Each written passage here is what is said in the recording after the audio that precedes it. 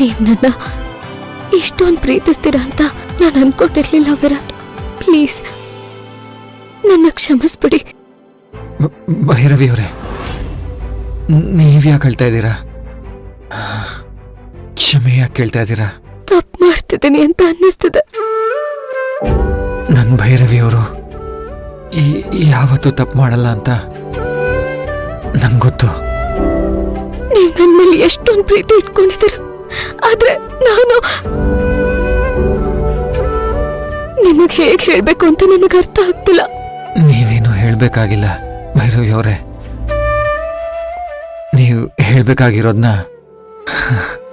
ಆವತ್ತೇ ಹೇಳಿದಿರ.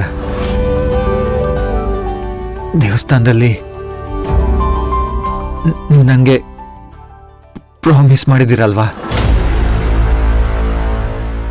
ಅಷ್ಟೇ ಸಾಕು ನನಗೆ.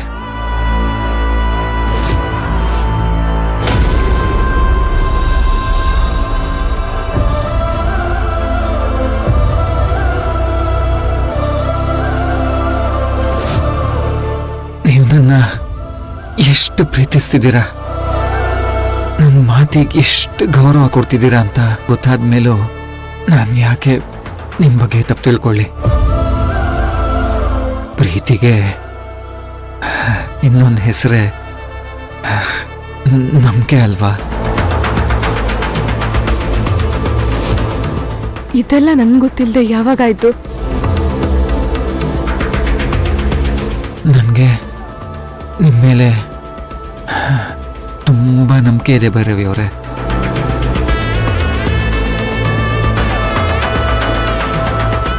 ನನ್ನ ಉಸಿರಿರೋವರೆಗೂ ನೀವು ನನ್ನ ಜೊತೆಯಲ್ಲಿ ಇರ್ತೀರಾ ಅಂತ ಮಾತು ಕೊಟ್ಟ ಮೇಲೆ. ವಿರಾಟ್, ನಾನು ನಿಮಗೆ ಯಾವಾಗ ಮಾತು ಕೊಟ್ಟೆ? ನೀವು ಹಾಗಿರ್ತೀನಿ ಅಂತ ನೇರವಾಗಿ ಮಾತು ಕೊಟ್ಟಿಲ್ಲ, ಆದರೆ ನನ್ನನ್ನು ಬಿಟ್ಟು ಹೋಗಲ್ಲ ಅಂತ ಮಾತು ಕೊಟ್ಟಿದ್ದೀರಾ. ಅದು ನಿಜ. ಅದರರ್ಥ ನನ್ನ ಜೀವನ ಪೂರ್ತಿ ಜೊತೆಯಾಗಿರ್ತೀರ ಅಂತ ತಾನೆ. ಈಗ ಆ ಮಾತನ್ನ ಬದಲಾಯಿಸೋ ಹಾಗಿಲ್ಲ. ನೀವು ನಂಬಿರೋ ದೇವರು ನನ್ನನ್ನು ಕಾಪಾಡಿದಾನೆ ಅಂದಮೇಲೆ ದೇವ್ರ ಮುಂದೆ ನೀವು ಕೊಟ್ಟಿರೋ ಭಾಷೆನ ನೆನ್ಪಿಟ್ಕೋತೀರ ತಾನೆ. ಪ್ಲೀಸ್ ನೀವು ಹೀಗಿರಬೇಡಿ. ನಿಮ್ಮ ನಗುನ ನೋಡೋದಕ್ಕೆ ನಾನು ಎಷ್ಟೊಂದು ಕಾಯ್ತಾ ಇದ್ದೆ. ಭೈರವಿ ಅವರೇ, ಪ್ಲೀಸ್ ನಗಿ.